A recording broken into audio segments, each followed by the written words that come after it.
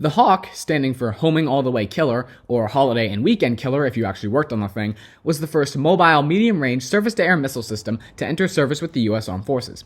During the early 1950s, the U.S. Army became very interested in the idea of a medium-range, active radar homing surface-to-air missile to provide air defense against low-flying strike aircraft. It was conceived that in any future war, nuclear weapons would be mounted not just on strategic bombers, but on low-flying strike aircraft as well, flying to the front lines to release their bombs and potentially wiping out entire divisions in the process. Therefore, the ability to intercept these aircraft before they could get in range to drop their payloads was considered essential to the Army's survival. A program, which would eventually become the Nike Hercules SAM system, was already underway to deal with the strategic bomber threat. However, it was questionable as if the system would be able to intercept low-flying strike aircraft. In 1954, contracts were awarded to Northrop to provide the launchers and Raytheon to provide the missiles. Development was completed in 1957 and Hawk officially entered service in 1959. It was, and still is, the most numerous NATO medium-range surface-to-air missile system ever fielded.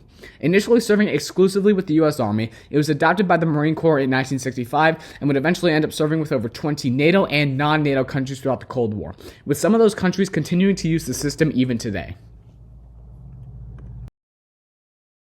Hawk isn't really an individual component, but more so an entire system that includes launchers, radars, engineering vehicles, everything that is designed to make it work.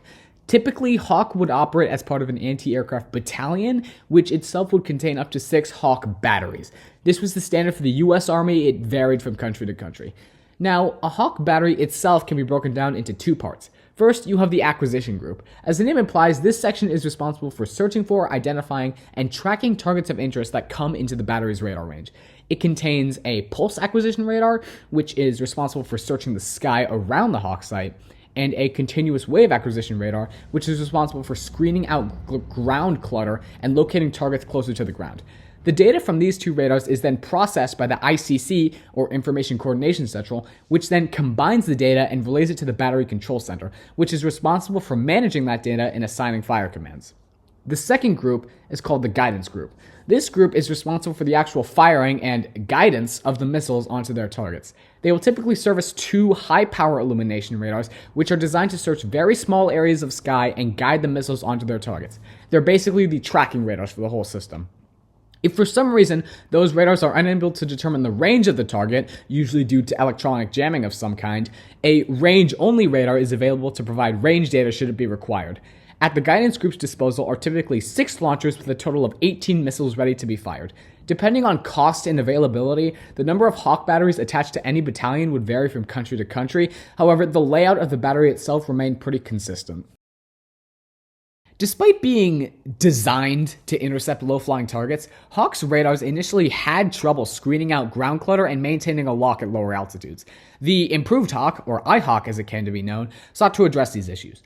Firstly, a digital data processing information coordinator was implemented in order to streamline Hawk's interception procedures. This basically made it easier for the crew operating the Hawk to assign and manage data that came back from the radars. We have to remember, this was the 50s and 60s. Computers back then were not as advanced as they were today, and the workloads for the Hawk's crew were pretty intensive. Secondly, the radars utilized by the Hawk system were upgraded to more accurately detect and track low-flying targets. I'll throw a little graphic up on the screen right now if you want to know the actual versions of the radars, but the overall picture was that Hawk's search and tracking ability was significantly improved by the iHawk upgrade. Finally, the Hawk missile itself, that being the MIM-23A, was upgraded to the MIM-23B variant, which introduced a larger explosive warhead, an improved guidance package, and a new M1112 rocket motor, which pushed the missile's effective range from 25 kilometers to 40 kilometers. iHawk would enter service in 1971, and by 1978, all U.S. Hawk units had been converted to the new iHawk standard. Alongside this, the U.S. Army began implementing a multi-phase Product Improvement Plan, or PIP, for the iHawk system in 1973 to keep up with the developments in computer, missile, and ECM technology. The most important of these were the iHawk PIP Phase 1, 2, and 3. Phase 1 brought even more improvements towards the system's ability to track and engage targets at low altitudes, replacing the AN-MPQ-48 continuous wave acquisition radar with the AN-MPQ-55. Phase 1 would be fielded with the United States between 1979 and 1981.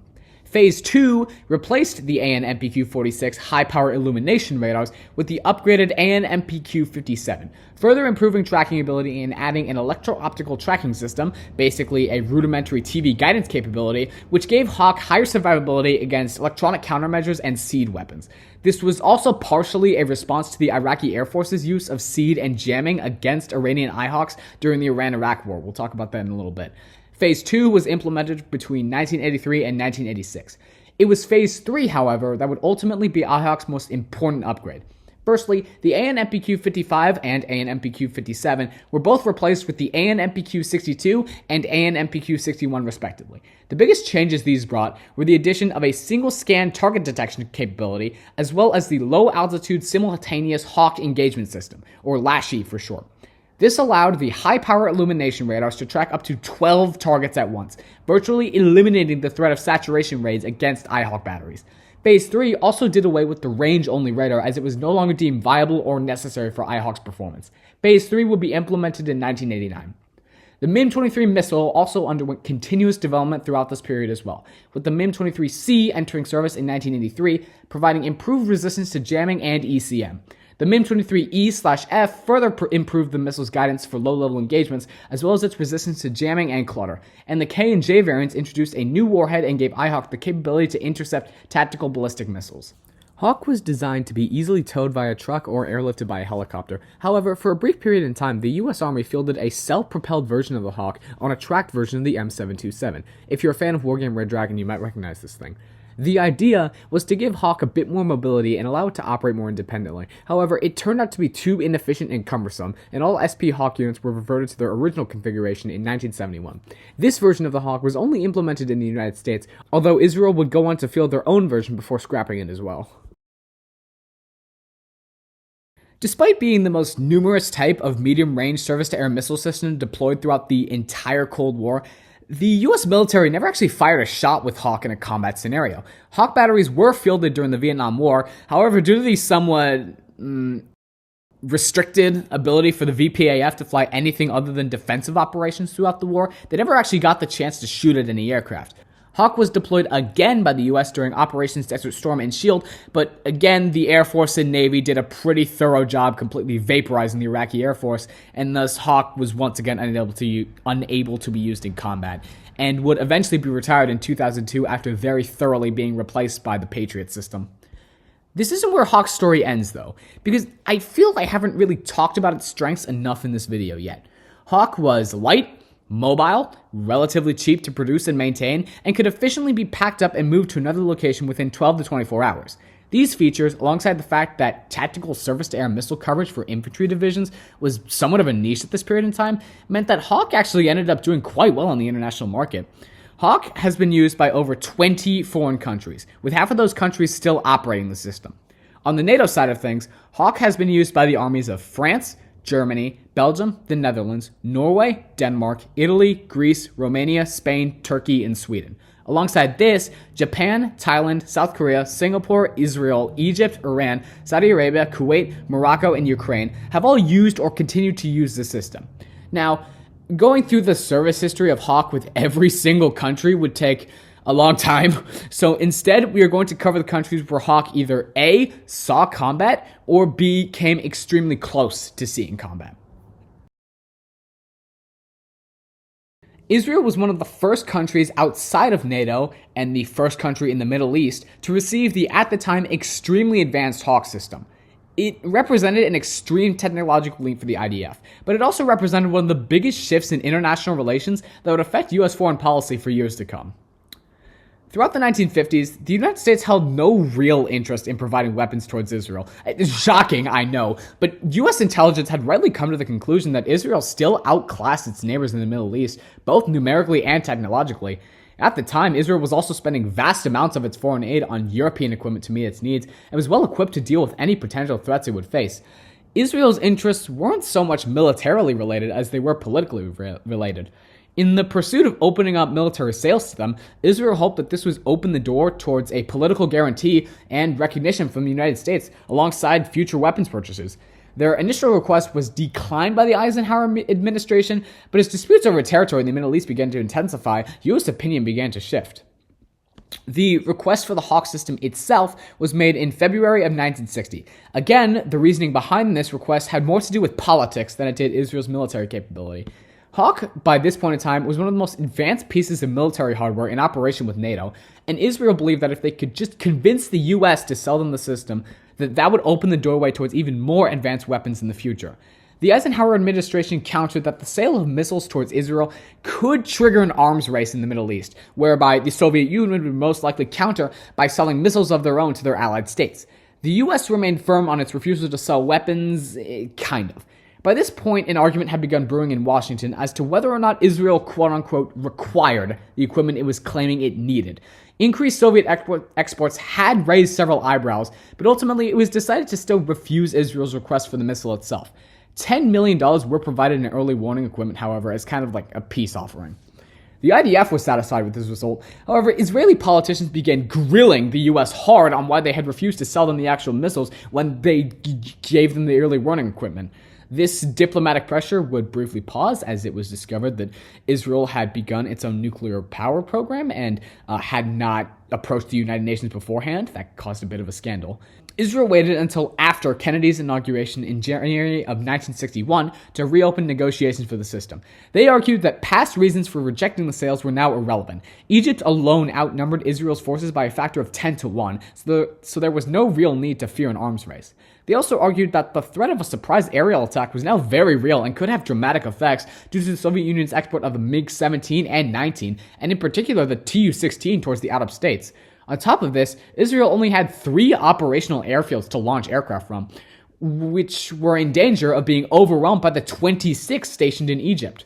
Finally, they argued that Hawk, by its very nature, was a defensive weapon, and that there was no real need for them to escalate tensions with it beyond what they had already grown to. Kennedy pushed back on these claims. He countered that Israel had recently purchased the Mirage 3 from France and that its aerial position was still secure. And again, he argued that if the United States were to supply missiles to Israel, the Soviet Union would undoubtedly do the same with Egypt and Syria. He left the option for a future request open, however.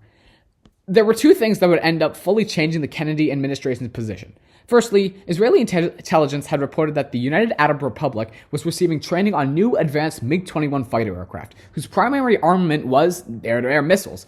Alongside this, with the war in Algeria finally coming to a close, Israel and the United States both believed that France, who were one of Israel's main suppliers at the time, would pull back on its weapon sales and return to a policy of indifference while it attempted to rebuild its relations with Algeria and the Middle East.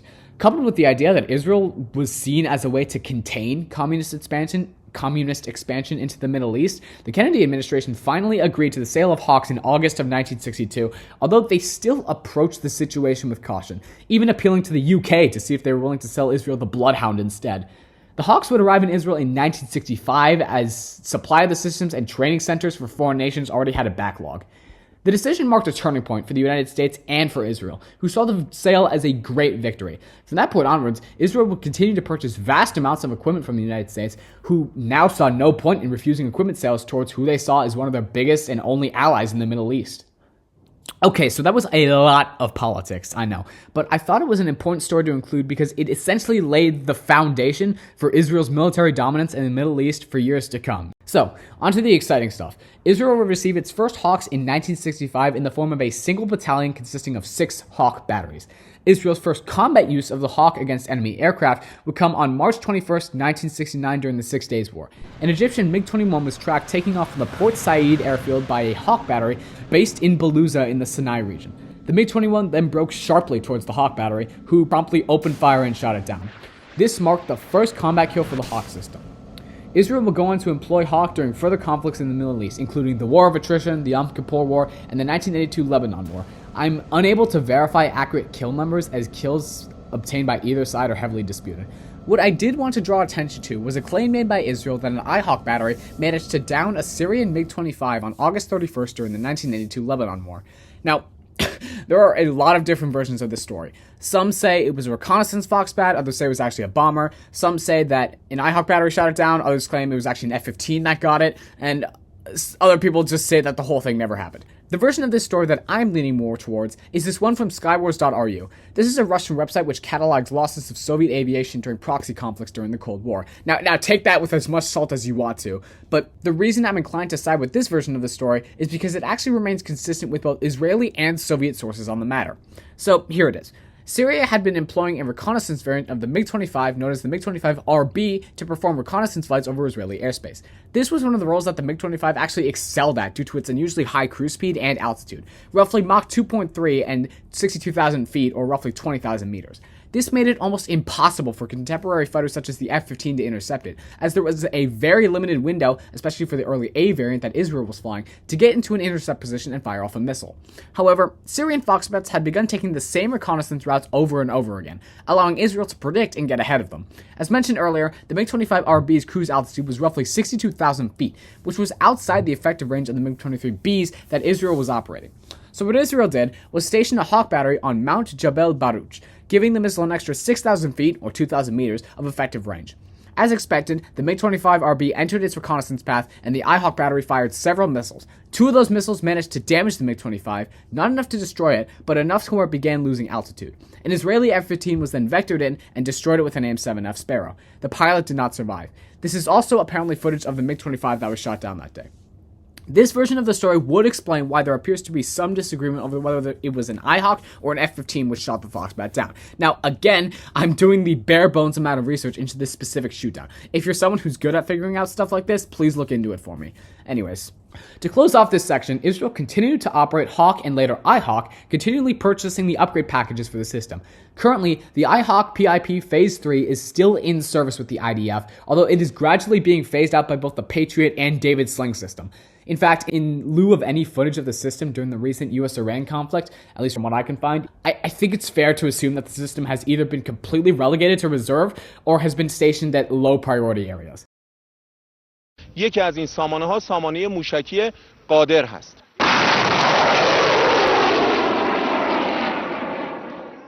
Israel may have been the first to employ the Hawk system in the Middle East, but I think it was Iran's Hawk fleet which arguably saw the most action during the Cold War. Iran was special in that it skipped the early Hawk phase and directly purchased the IHawk in 1972. Specifically, the Imperial Iranian Air Force purchased roughly 24 batteries worth of IHawk equipment, totaling to about $280 million, or around $2.23 billion in today's money. It was at the time the largest foreign purchase U.S. Army Missile Command had ever negotiated with a foreign country. Iran's story with the IHawk is perhaps the most bizarre out of any foreign country. Firstly, after the Iranian Revolution resulted in the capture of the U.S. Embassy in Tehran in 1979, the U.S. promptly terminated its supply of IHawks to Iran, meaning they now needed to find a way to maintain their missile supplies without the help from the United States. Firstly, they covertly purchased a number of missiles from other countries in the Middle East, namely Israel. Iran also carried out a number of weapons for hostages negotiations with the U.S. throughout the 1980s, in which one of the principal weapons they sought to acquire were more MiG-23s. Iran was unable, however, to implement the Project Improvement Program for their IHawk systems, which would eventually lead them to developing their own variation known as the Mersad, which is comparable to a Hawk PIP Phase 1. IHawk participated heavily during the Iran-Iraq War, in which it engaged Iraqi aircraft for 8 years before a ceasefire was signed. The list of aircraft it engaged would have been Iraqi aircraft tasked with flying strike or bombing missions. This included Mirage 3s, F-1Cs, MiG-21s, MiG-23s, MiG-25s, Su-7s, Su-22s, Tu-16s, and Tu-22s. Again, due to the somewhat obscure nature of the conflict, I'm unable to verify accurate kill numbers. Unlike other countries, command of the IHawk battalions was given to the Air Force rather than the Army. Alongside the relative shortage of missiles and radars, IHawk was relegated towards more of a defensive role, guarding infrastructure such as airfields, ammo depots, oil tanks, etc., which would have been targeted by the aforementioned aircraft. Army divisions were forced to rely more on manpads and rudimentary aircraft guns for their air defense, with the main role of interception being given to Iran's F-14 fleet. On that note, something Iran is famous for doing in regards to the MiG-23 was refitting it to be launched from F-14s. The Iranian hostage crisis in 1980 had effectively ended Iran's foreign supply of missiles. This included the AIM-9, the AIM-7, and the AIM-54. To help mitigate this shortage, Iran began a program to attempt to re-engineer the missile for an air-to-air role to help with its depleting AIM-54 supply. This would eventually become the Sigil, a missile which is still in service with the IRIAF, although it's questionable as to whether there are any platforms left capable of launching it due to recent events. Another aspect of the Iran-Iraq War that should be discussed was the Iraqi response to the IHawk threat. Initially, Iraqi aircraft suffered absurd losses to Iran's F-14s and IHawks. In fact, their losses were so bad that the Iraqi Air Force was forced to fly extremely conservatively for the rest of the war, sticking to extremely low or extremely high altitude strike missions and avoiding air-to-air combat whenever possible. Throughout the war, Iraq was forced to develop tactics to deal with both of these threats. And while they were never able to really deal with Iran's F-14s and their AIM-54s, they did develop extremely successful tactics to either suppress or destroy Iranian IHawk radars. Around mid to late 1982, Iraq began employing the French-made Armat anti-radiation missile with its Mirage fleet. A tactic used by the Iraqi Air Force was a 2 to 4 plane flight that would act as a defensive decoy for a single Armat-carrying Mirage. When an IHawk flight switched on its illuminator radars, the decoy aircraft would break off and fly just outside the threat envelope. The Mirage would then lock onto the high-power illumination radar and fire its missile. Alongside the Armat, Iraq would use the Soviet-made AS-9 anti-radiation missile as well, having its Su-22s fly search and destroy missions against IHawk and GCI radars. Iraq also found success with its electronic jamming as well, using the Soviet-made SPS-141 Remora ECM pod to jam both aerial and ground-based radars. It should also be noted that Iranian IHawk crews were working with extremely lackluster training and equipment. Combined with a shortage of radars, the Iranian Air Force was also forced to be extremely conservative with its IHawks, as they were now seen as a threat by the Iraqi Air Force. The overall summary is that while IHawks served as a potent surface-to-air threat against Iraqi aircraft, it was clear that Iraqi seed and jamming capability had become much more proficient. The US had been watching the Iran-Iraq war closely and were shocked at the success of Iraqi jamming against Iranian aircraft and SAM sites, but they weren't exactly surprised. They knew that Iranian IHawk crews and equipment were probably below average, and they very much were. Every single competent individual who knew how to work with IHawk was either shot or taken hostage during the revolution. But even going back to the war in Vietnam, the US had recognized that the Soviet Union was investing in electronic warfare and would eventually develop systems to counter their equipment. What I don't think the US anticipated was the sheer degree that the Soviets would go through to specifically counter the IHawk. I mentioned the SPS-141 earlier. The reason Iraq found a lot of success with that jamming pod was because it was specifically designed to jam the radar frequencies that IHawk's illumination and search radars operated at. The results of these engagements would be the primary reason for the electro-optical tracking capability that was implemented on PIP Phase 2, alongside other countermeasures to jamming and seed. Iran still continues to operate and produce its own version of the IHawk known as the Mersad. Details on its performance are still extremely vague, but it seems that Iran intends to keep the Mersad in service for the near future. We're going to shift away from the Middle East for now and turn our attention towards Europe. We'll get to Ukraine in a minute, but before we do that, I think there's a country who also deserves recognition for their use of Hawk. Like the US, they never fired a shot with Hawk in combat, but they are probably the most important foreign country to ever operate the system.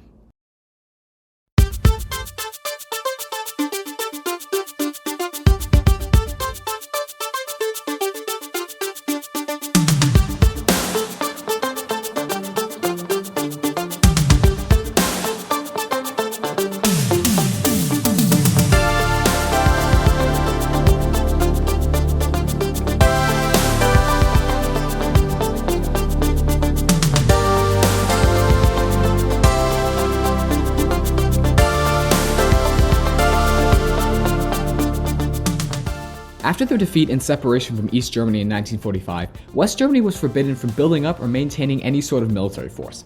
As the Cold War progressed, however, and the Soviet Union began deploying more and more advanced weapons, NATO would come to the conclusion that West Germany should be allowed to raise up its own military forces for the sake of its own protection against a potential Soviet invasion. On November 12, 1955, the Bundeswehr was formed. The early Bundeswehr struggled in a lot of ways. There were problems with recruitment, leading to the Bundeswehr to resort to conscription to meet its needs, a process which only stopped in 2011. There also weren't exactly any bright military minds that had grown since the end of the Second World War, and thus the Bundeswehr had to rely on former Wehrmacht officials and commanders to fill its ranks, which immediately caused a fight within the NATO political sphere as to the ethics of an independent German military only 10 years after the end of the Second World War. The equipment issue, on the other hand, wasn't so bad. Under the Mutual Defense Act, the United States did a pretty good job supplying the Bundeswehr with guns, trucks, and training facilities. Of course, these were all hand-me-downs, which were at a minimum 20 years old, but it did allow for the early Bundeswehr to find its footing. The restrictions on West German weapon production were also lifted as well, meaning Germany can now begin fielding and producing its own domestic guns, tanks, aircraft, and even ships if they were feeling freaky that day. The Bundeswehr would begin to grow exponentially during the 60s and 70s, with basically all military restrictions having been lifted. Their doctrine by design was very NATO-centric, emphasizing close coordination between tanks, infantry, ships, and air power to suppress and destroy enemy forces. Another foundational principle of NATO doctrine was interoperability, essentially the ability for the militaries of different nations to work and operate together. One of the biggest parts of interoperability is equipment standardization, where the same equipment is utilized by multiple different countries. This policy was more so implemented for logistical purposes rather than for military performance. NATO didn't want everybody to use the same guns, tanks, or aircraft, for example. In fact, they wanted individual countries to come up with their own designs because it encouraged other countries to come up with designs that were better, basically perpetuating a cycle of continuous military development. What they did want to standardize, however, were things like ammunition, communication methods, fuel for trucks and vehicles, medical supplies. Basically, if you were a US soldier fighting in a war and you were separated from your unit and you ran into, let's say, a French unit, you should be able to use their ammunition and supplies and then keep on fighting. If you were a West German tanker and you needed fuel, you should be able to take and use fuel from an American, Dutch, or Norwegian unit in your area. Interoperability itself was a response to the immense logistical headaches during the Second World War caused by somehow getting 47 countries, all with their own doctrines, ammunition, communication frequencies, and of course, languages, to coordinate and work together effectively. This is where Hawk finally enters the story. In 1960, the United States authorized co-production of the Hawk system in Europe. The countries this included at the time were France, Italy, Belgium, and West Germany. Even before this, the United States had been operating Hawk units in West Germany ever since its introduction. In fact, because of West Germany's geographical location, that being one of 4 NATO countries who bordered the Warsaw Pact, most, if not all, US Hawk batteries were prioritized to be stationed in West Germany. It wasn't just US Hawk batteries, however. There were units from Belgium, the Netherlands, France, and of course, West Germany, all of whom contributed into forming the Hawk and Nike Hercules SAM belts in West Germany. This was essentially a 2-layered anti-aircraft network designed to counter the threat of Soviet strategic bombers and strike aircraft, with the Hawk belt positioned further towards the front line and the Nike Hercules belt positioned around priority cities and military installations. West Germany's 1st Hawk Battalion entered service in 1965 with Air Defense Missile Regiment 3. Because of their defensive nature, command of the Hawk units was given to the Luftwaffe instead of the Army, who would go on to use more mobile systems such as the Gepard or Roland to meet their air defense needs. West Germany would undergo their transition towards IHawk in May of 1972 and would continue to implement all product improvement plan phases before retiring their Hawks in 2002. Even though West German Hawks never fired a shot, for roughly 30 years straight, Hawk crews from the United States, Belgium, the Netherlands, France, and of course from Germany all had to maintain a 24/7 state of readiness. Adding to this atmosphere were reconnaissance and probing controls from Warsaw Pact aircraft, some of whom inevitably strayed too far into West German airspace, which prompted a polite lock-on from a local Hawk battery. In regards to IHawk's performance if the Cold War were to escalate into open conflict between NATO and the Warsaw Pact, it's hard to judge. Both Soviet electronic warfare as well as the IHawk underwent continuous development throughout the Cold War. And while the Soviet Union did structure its seed to target and destroy IHawk specifically, the US had kept that in mind when implementing Phase 2 and 3.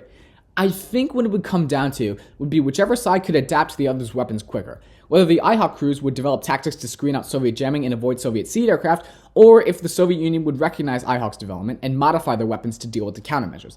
I brought up NATO interoperability earlier. This is one example of why it stresses individual weapons procurement outside of total equipment standardization. If every single country uses the same equipment, that means that every single country also has the same weaknesses that can be targeted and exploited. This wasn't really a fault of IHawk itself and isn't detrimental to its performance. It did become so widespread for a reason.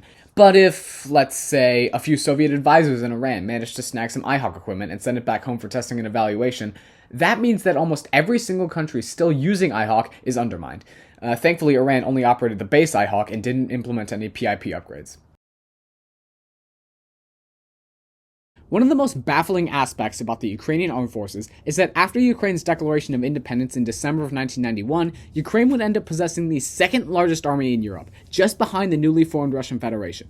This was due to a policy implemented by Ukraine to help restructure its own armed forces to be independent from the Soviet Union. Former Soviet ground, air, and naval forces in Ukraine were given a choice. They could either demobilize, and if they wanted to, return to the newly formed Russian Federation, or they could swear loyalty to the new Ukrainian government and would formally be inducted into the Ukrainian armed forces. Roughly 900,000 personnel from the Army and Air Force chose to undergo this oath, which placed around 6,000 tanks and 1,000 combat aircraft, alongside numerous IFBs, APCs, air defense equipment, and literally millions of guns into the Ukrainian inventory. The problem with all of this is that, just like the Soviet Union, Ukraine was broke and needed to prioritize its economy and infrastructure if it wanted to survive its newfound independence. This led to a massive reduction in the armed forces. I won't list everything they got rid of, but after the reductions in total, the Ukrainian armed forces combined numbered roughly 230,000 individuals. Now, hindsight is everything, and when we know today that it might have been useful to hold on to more of its equipment, Ukraine was acting on the assumption that once they had gotten into NATO, they wouldn't really need to worry about their defense. That logic honestly made sense at the time. A ton of former Soviet bloc states such as Romania, Poland, and the Baltics were all acquiring membership, so it seemed reasonable that Ukrainian entry should be no problem. Now, this isn't a politics video, but what you should know is that Ukraine vied for NATO membership for roughly 20 years straight before the Russian invasion of Ukraine in 2022. The first shipment of IHawks arrived in Ukraine in December of 2022 from Spain. At the time, Ukrainian air defense was struggling to intercept Russian aerial and missile attacks on cities and infrastructure and needed outside assistance if it was going to resolve those issues. The sale of IHawks was seen as a low-risk, cost-efficient way to help bolster Ukraine's air defense. There were, after all, dozens of countries who had already moved on from the IHawk, but who still held reserves of missiles and equipment that could easily be transferred to Ukraine after some refurbishing. Ukraine has received IHawk equipment, including radars, missiles, and engineering vehicles, from the United States, Spain, the Netherlands, Sweden, and technically Taiwan through the United States. Despite its age, IHawk is performing remarkably well in its role of downing cruise missiles and Russian drones. Like a lot of its air defense equipment, Ukraine operates a sort of hodgepodge of different IHawk variants coming in from different countries, even including the extremely modernized Hawk 21, and I guess, I don't think that's an IHawk anymore, but sure, why not if it works. Now, of course, IHawk is outdated. Even with the extreme amounts of modernization done, systems like the NASAMS and IRIS-T outperform it tenfold. But that honestly is its biggest advantage. Ukraine doesn't need to be careful with their IHawks and can afford to be as aggressive as they want with them. After all, nobody's losing sleep over a lost IHawk launcher or radar, although if the crew get killed, that's a separate issue. They also don't need to worry about cost efficiency, since most NATO countries already have large stockpiles of MiM-23s that they're not doing anything with. And recently, the US has kickstarted programs to both refurbish those missiles for combat and to make it easier for Ukraine to buy them. Ukraine has said very good things about IHawk's performance in combat. It has been described as cheap, flexible, mobile, and above all else, really effective at shooting down missiles and drones. Even though it underperforms against more modern systems, especially in the range department, it's able to fill gaps in Ukraine's air defense and allows them to commit their more advanced systems elsewhere. The exact number of IHawks currently in Ukraine's inventory is a little ambiguous. We know that they have received 4 batteries worth of equipment from Spain and 1 battery from the Netherlands. Outside of that, Ukraine has purchased an unknown amount of equipment from the United States and has received an unknown number of missiles from other countries as well. As mentioned earlier, IHawk's new role revolves around shooting down Russian missiles and drones. Because of modernization upgrades, IHawk can actually pretty effectively shoot down cruise and ballistic missiles, and can very easily deal with drones. Unfortunately, a world where IHawk could still shoot down enemy fixed-wing aircraft is long gone, with longer range systems being tasked with that role. Still, IHawk's still able to pull its weight and give Ukraine a bit more help to defend their airspace. We're near the end of the video now, so I wanted to clarify a few things. Firstly, just because I didn't talk about a specific country's service history with the Hawk, doesn't mean that I think they're less important somehow. France, for example, shot down a Libyan Tu-22 during the Chadian-Libyan War, and what I neglected to mention when I brought up the lack of U.S. IHawk kills during the Gulf War is that Kuwaiti IHawk batteries are said to have shot down roughly 22 Iraqi aircraft during the initial Iraqi invasion. There's also the more advanced versions of the system pioneered by countries such as Sweden or Norway, and I know I'm still not going to talk about the Hawk 21 because it looks stupid. Look at that thing. That's not even an IHawk anymore. You just strapped AMRAAMs to a launcher and called it a day. Anyways, thanks for listening to me talk about one of my favorite SAM systems of the Cold War. It was really fun researching and making this video. There are definitely some things I got wrong and that need correction. I'll try to make up for them in the comments or something. Anyways, thank you for watching.